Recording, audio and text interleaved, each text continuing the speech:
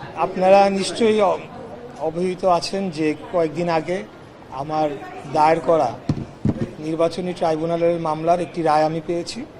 তো সেই রায়ের পরবর্তী পদক্ষেপ কি হবে এবং কিভাবে সেটিকে কার্যকর করা হবে সেটি আলাপ করার জন্যই আমি আজকে আমাদের মাননীয় সিসি মহোদয়ের সাথে দেখা করতে এসেছি। এটাই, আর কিছু না।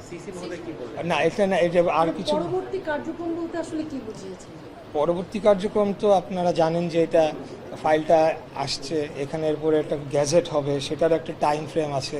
তারপরে গতকালকে নিউজ আপনারা জানেন যে একটা মতামতের জন্য আইন মন্ত্রণালয়ে পাঠানো হয়েছে। তো সেটারই একটা ফলো আপ আমাদের ইন্টারনাল ডিসকাশন বলেন, বা আমি যেহেতু এখানে মূল ছিলাম, বাদী ছিলাম, আমার তো একটা এই যে কী হচ্ছে সেটা আপডেট নেওয়ারও একটা বিষয় থাকে, সেগুলোর জন্য আর কি।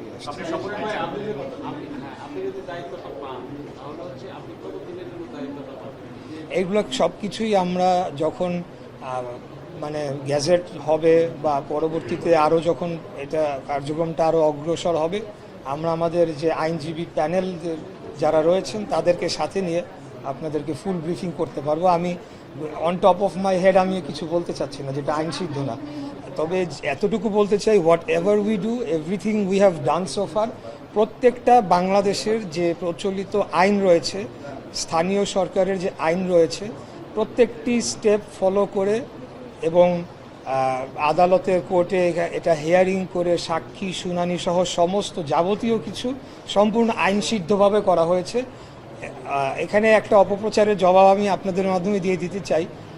অনেকে প্রশ্ন তুলেছে যে এখন কেন, এত বছর পরে কেন, বা এটা এমন না যে ওয়ান ফাইন মর্নিং 5 তারিখ অগাস্ট 5-এর পরে আমার মনে হয়েছে আমি কোর্টে গিয়ে একটা রায় লিখিয়ে নিয়ে এসেছি। এই মামলাটি কবে করা হয়েছে আপনারা খোঁজ নিলেই জানতে পারবেন। এখানে একটা টাইম ফ্রেম থাকে যে 30 দিনের মধ্যে অভিযোগ দায়ের করতে হয় ইলেকশনের ডেটের, সেই 30 দিনের মধ্যেই করা হয়েছিল।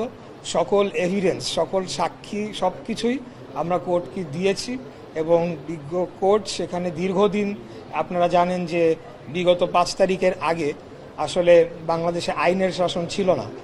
এই মামলার নিয়ম হচ্ছে 180 দিনের মধ্যে এটার নিষ্পত্তি করতে হবে। কিন্তু যেহেতু আইনের শাসন ছিল না এবং আমার অপোনেন্ট যে ছিল তাপস, সে সরাসরি কোর্টে হস্তক্ষেপ করত এবং আইনকে প্রভাবিত করত, করে সে এই মামলাটিকে বহুবার বাতিল করানোর চেষ্টা করেছে।